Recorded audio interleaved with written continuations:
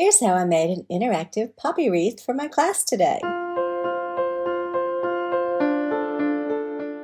I used a large piece of cardboard, scissors, pencil, PVA glue, glue stick, 35 red baking cups, plus smaller ones for each student, and a paper plate.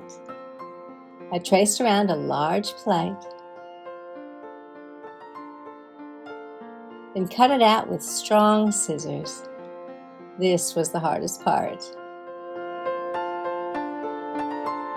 Then I glued a paper plate into the middle. I made the poppy flowers by folding cups in half again and again and again and again, then trimmed a tiny bit of the edges, made one cut, and then opened them up. Then I glued them onto the wreath.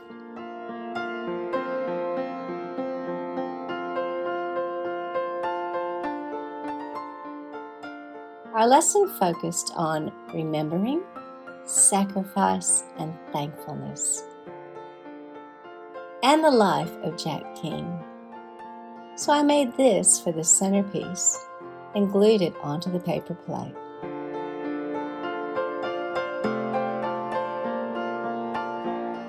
At the end of our lesson today, the children wrote one thing they are thankful for in a smaller cup and glued it into one of the poppy flowers.